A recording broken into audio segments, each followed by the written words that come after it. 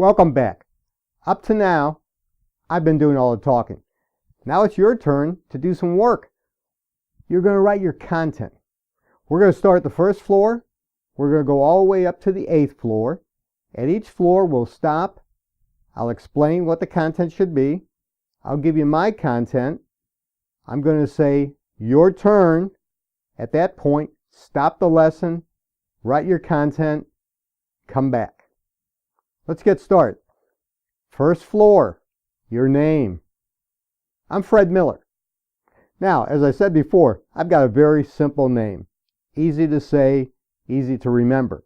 If you have a last name that's a little bit different, just use your first name. It'll be a distraction. They won't hear the rest of your elevator speech. If your first name is unusual, maybe spell it, rhyme it with something. Perhaps it's the same first name as a celebrity. Use it that way. Your turn. Write your name. Okay, second floor. What do you do? Well, I'm a speaker, coach, and an author. What do you do? If you're a physician, what kind of physician? If you're a contractor, what kind of contractor?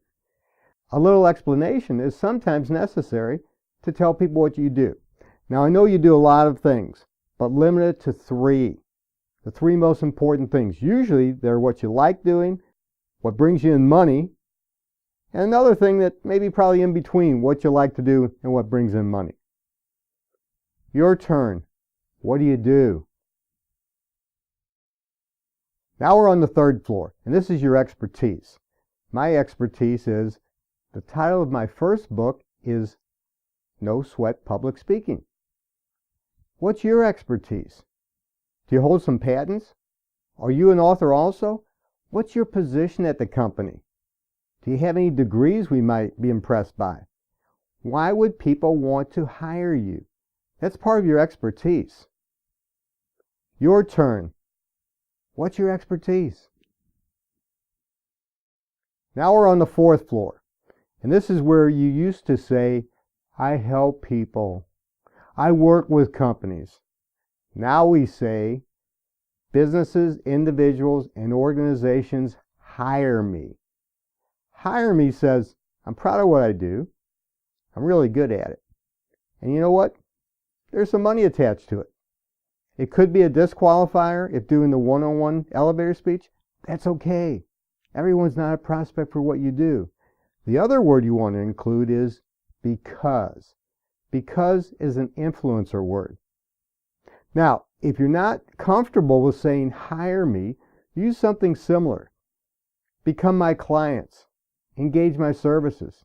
Become my patients. Give me money. Write me checks. Anything but work with and help. Your turn.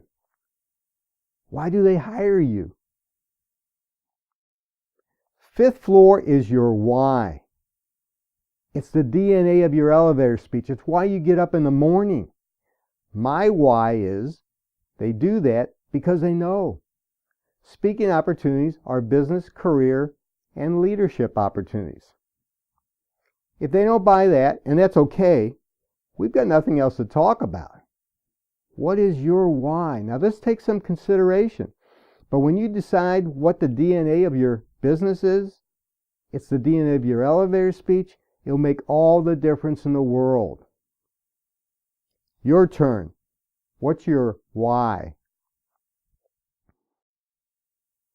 Now we're at the 6th floor, and this is more of why they would hire you. Mine is, they know. We perceive really good speakers as experts. We like to work with experts, don't we?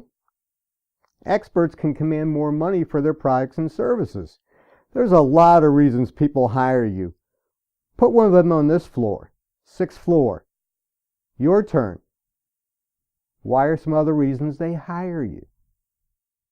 Now we're on the 7th floor. This is your unique selling proposition, your USP. This is what you do for them when they hire you. I show them how to develop, practice, and deliver a knock your socks off presentation with no sweat. When they hire you, what do you do for them? Do you design a house? Do you give them instruction in music or art? Do you take care of their life insurance, their homeowner's insurance, their car insurance? Why do they hire you? What is your unique selling proposition? What do you do differently than your competition? Your turn. Why do they hire you? What's your unique selling proposition? Now we're at the 8th floor. And the 8th floor is when you ask. And it's on the one-on-one that you would ask, not in the group situation where you're giving an elevator speech. But when it's one-on-one, hey, enough about me. What do you do? Or, as we said before, turn it into a prospecting question. Enough about me. What do the folks at your place do about public speaking and presentation skills? Your turn. 8th floor. Ask. Now you've got all the content of your elevator speech. Here's a suggestion. Go back to each floor. Look at it.